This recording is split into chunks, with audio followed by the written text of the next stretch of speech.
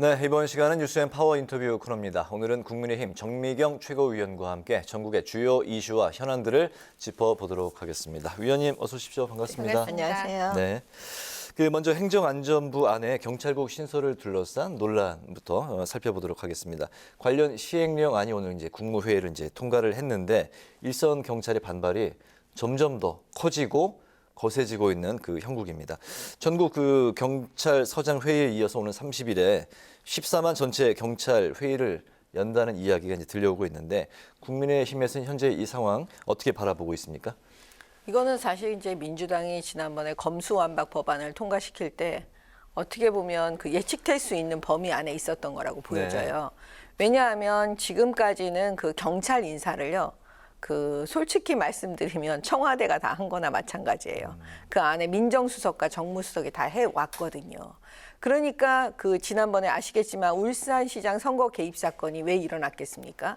결국은 청와대와 경찰이 한 몸이 된 거죠. 그분이 바로 황운하 그때 그 경찰이셨잖아요. 네.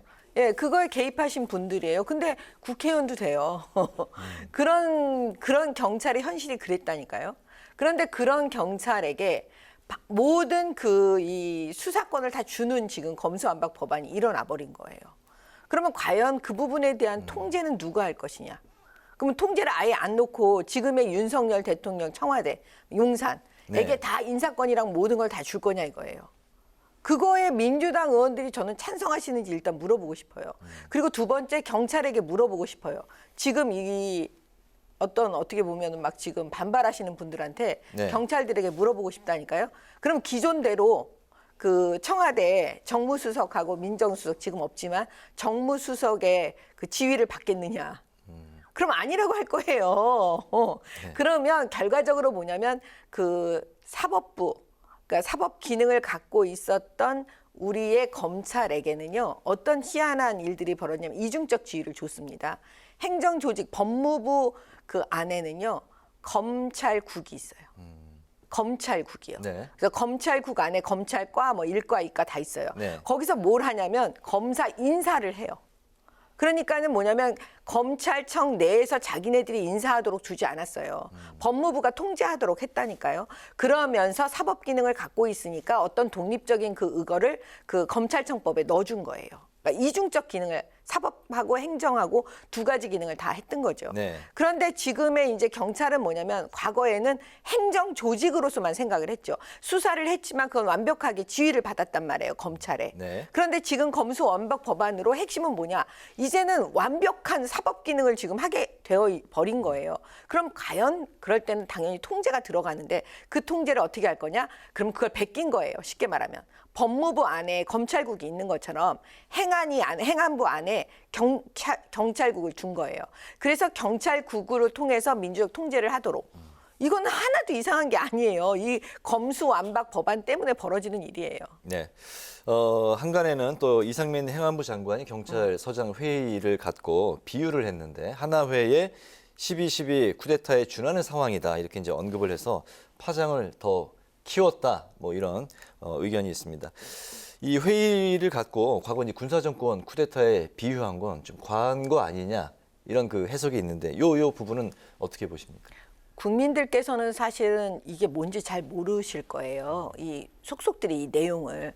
검수완박법도 처음엔 잘 이게 뭐지 그러셨을 거예요. 근데 시간이 지나면서 알잖아요. 그러면 이 경찰국 신설에 대해서 지금은 자세한 내용을 잘 모르실 수가 있어요. 그러면 이 내용이 과할 수가 있어요. 근데 이제 그 행안부 장관은 이상민 장관 입장에서는 내용을 누구보다도 잘 알잖아요. 네. 예. 그러면 누구보다도 잘 아는 사람은 이게 황당한 거예요. 쿠데타 있을 때 이게 너무 황당하니까 이런 표현을 쓰신 것 같아요. 근데 국민들은 아직 그 정도까지 자세히 내용을 모르시니까 아, 이게 좀 과한 표현이 아닌가? 또 이렇게 국민 입장에서는 생각하실 수 있다고 봅니다. 네, 우리 최고위원께서는 또 검사 출신이잖아요. 네. 근데 민주당이 이번에 그 검찰 편중 인사에 대해서 크게 비판을 했습니다. 정리를 해보면 그 평검사 회의는 정당하고 총경들의 회의는 부당하냐 이렇게 비판을 했고요. 특히 그 법무부 장관을 지냈던 박범계 의원은 검찰공화국이다 이렇게 비판을 했는데 이런 주장에 대해서 어떤 입장을 갖고 계십니까? 민주당은요, 검수완박 법안을 자기네들 수사 안 받으려고, 검찰로부터 수사 안 받으려고 지금 검수완박 법안을 통과시킨 사람들이에요. 입이 100개라도 할 말이 없는 사람들이에요. 나중에 이 부분에 대해서 우리 국민들이 피해를 입으면 입을수록 저는 국민들이 심판하실 거라고 보고요. 두 번째는 뭐냐면 그 평검사 회의와 이 회의는 완전히 틀립니다. 평검사 회의 때는요, 인사권을 달라고 한 게 아니에요. 검사들한테 우리 검사들이 우리한테 인사권, 법무부 너희 우리 인사하지 마라. 우리한테 인사를 다오. 네. 검찰총장한테 인사를 주세요. 이렇게 하고 한 회의가 아니에요. 우리 내부적으로 스스로 독립에 대한 부분을 얘기한 거예요. 근데 지금 경찰이 하고 있는 거는 지금 인사권을 그럼 달라고 하는 겁니까? 자기 그 경찰 내 뭔지를 모르겠어요. 그럼 다시 청와대에게 돌려주라는 얘기인지 그걸 모르겠어요. 그다음에 박범계 장관이나 민주당 인사들이 윤석열 정부의 그 대통령에게 시비를 할 수 있는 가장 그 쉬운 게 뭐냐면 대통령께서 검찰 출신이시잖아요. 총장 출신이시잖아요.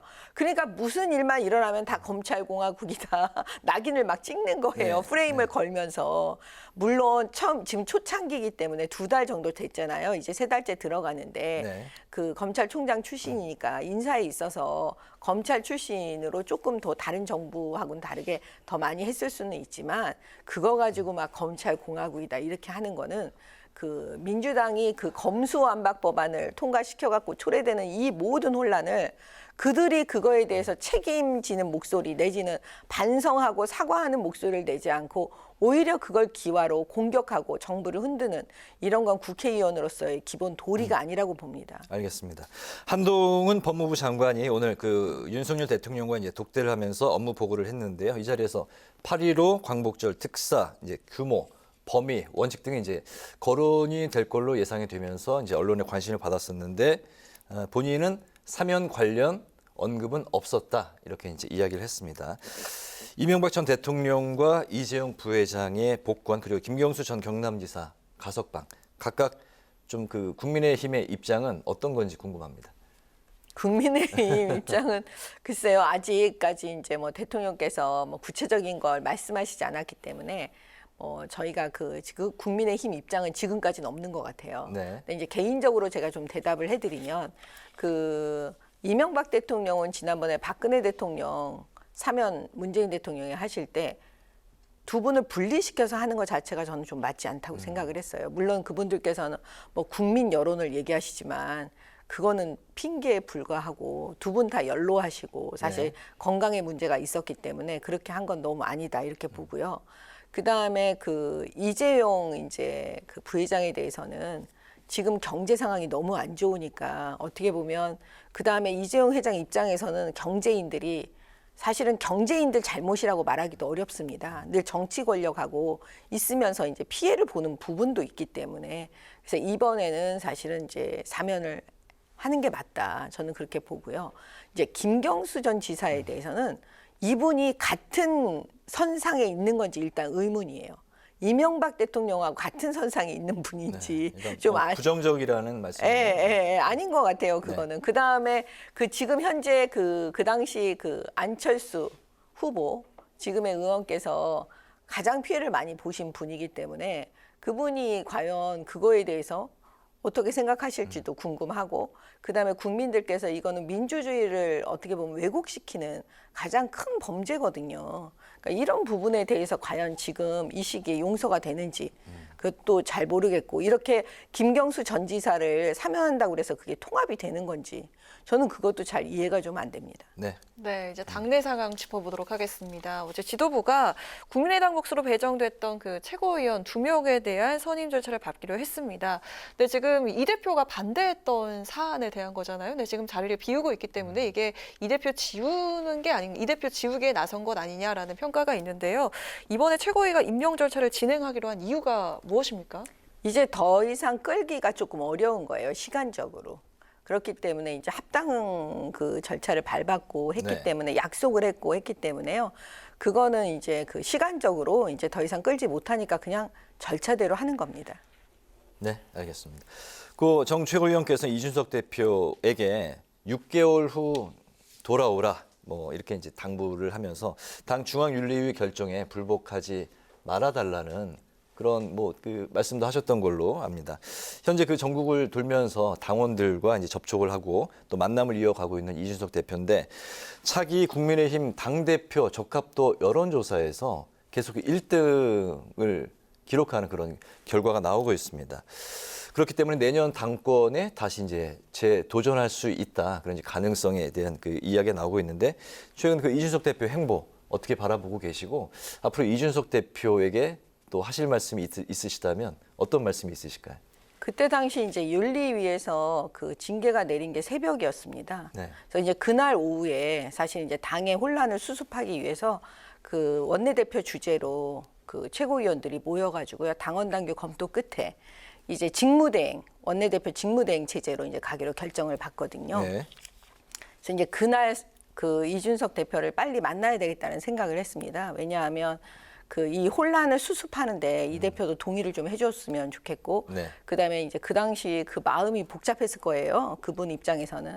그러니까 이제 법적인 어떻게 보면 그런 그 조치를 취할 수 있잖아요. 그러니까 법적인 그런 조치는 취하면 안 된다는 입장도 좀 말씀을 드리고 네네. 우리 모두 다 책임을 져야 되니까 이제 그렇게 해서 만난 거였고요. 그 당시 이제 홍준표 대표가 산전수전 다 겪으신 분인데 저하고 생각이 같더라고요. 그 법적인 이런 건 하지 말고 일단은 그 집중해라. 그 수사에 대해서 그 부분에 집중하고 그 다 잘 마무리하고 돌아오라 이런 취지잖아요. 네. 그래서 저도 이제 그 얘기를 홍준표 대표 얘기를 꺼내면서 그 말씀이 맞는 것 같다. 그 선배님의 그렇게 하셨으면 좋겠다. 법적인 거 하지 말자. 네. 그런 거 하면 안 됩니다. 예. 그렇게 이제 해가지고 그걸 좀 받아들이신 것 같아요. 네. 그 뒤로 이제 그런 거 안 하셨잖아요. 예. 그 다음에 이제 뭐 여론조사상에 뭐 이런 당대표, 차기 당대표 이렇게 나오는데 사실 이제 지금 사법 리스크가 걸려 있잖아요. 이 수사 경찰 수사 경찰 수사 부분이요. 결과. 예, 이거에 이제 의해서 어떤 방식으로든 결론이 날 거라고 저는 봐요. 이걸 지금 미리 뭐 예측하기는 좀 어려워 보입니다. 예. 네. 끝으로 드리는 질문인데요. 윤석열 대통령 그 지지율이 좀처럼 오르지 않고 있는 상황입니다. 특히 TK 지역과 보수 지지층에서도 이탈 현상이 나타나고 있는데 집권 초입니다. 하락세와 또 정체를 보이고 있는 이 지지율 원인이 어디에 있다고 보시고 또 반등을 하려면 좀 어떻게 해야 될지 좀 해법을 좀 전해주실까요? 저희 보수 정당은 사실 과거에 이제 탄핵도 겪으면서 많이 깨달았을 거예요. 저도 되게 많이 깨달았는데 분열하면 집니다. 사실은. 그러면 지금 그 이준석 대표 징계 문제로 어떻게 보면 우리가 막 거의 자해를 하고 있는 상황이 돼버린 거예요. 아무도 아마 이해를 못 하실 거예요. 네. 저도 이해가 안 되기 때문에. 그러니까 이런 상황 속에서 그 어떻게 보면은 그 지지하는 쪽과, 그러니까 좋아서 지지하는 게 아니라 당을 위해서 이렇게 징계하면 너무 성급하다. 이건 아니다. 수사 결과를 보고 해야 되지 않겠냐라는 여론과 그 다음에 뭐 징계하는 게 맞다라는 여론 이런 게 만약에 비등비등하다면 이게 가장 위험하다고 저는 봐요. 네. 왜냐하면 이거는 분열하기 딱 좋은 사실은 상황이거든요. 그랬을 때 사실은 거기서 실망하시는 분들, 예? 당이 이렇게 분열하는 거에 실망하는 분들, 그다음에 이 징계가 너무 성급했다고 생각하시는 분들, 뭐 이런 분들이 사실은 그 윤석열 대통령 그 지지율에 어떻게 보면 분노의 표현을 하고 있는 것이 아닌지. 사실 이런 생각을 제가 해보는 거예요. 네. 이 당의 내용, 왜냐하면 어렵게 정권 교체를 해줬는데 지금 당 내부 싸움하는 거를 그걸 좋게 보실 것 같지가 않아요. 그러니까 그게 이 지지율에 막 표현이 되는 게 아닌가. 그래서 일단 당이 빨리 정상화되고 네. 이러면 제가 볼 때는 좀 긴 시간을 가지면서 이거는 그때 이제 차근차근 반등되지 않을까. 왜냐하면 경제 어려운 거요. 우리 국민들 다 아세요. 그리고 경제 망치신 분이 누구라는 것도 다 알아요. 문재인 정권 내내 경제 문제로 고통받으신 분들이 그걸 모르실 리가 없어요. 그런데 그 우리 국민들 입장에서요. 이게 뭐 단순히 2, 3개월 내에 윤석열 대통령이 뭐 금나 경제 나와라 뚝딱 해가지고 경제가 좋아질 거라고 생각 안 하실 거예요. 참고 보시는 걸 거예요. 근데 이제 당의 내용을 보고는 이거 아니다. 저는 그래서 그게 그 연결이 되어 있지 않나 하는 생각이 듭니다. 알겠습니다. 오늘 그 뉴스는 이제 파워 인터뷰는 여기서 이제 마쳐야 될 것 같은데요. 오늘은 행안부의 경찰국 신설을 둘러싼 경찰의 반발 그리고 전국의 이슈, 당내 현안을 중심으로 지금까지 정미경 국민의힘 최고위원과 관련 이야기를 나눠봤습니다. 오늘 말씀 잘 들었습니다. 네, 감사합니다. 네. 감사합니다.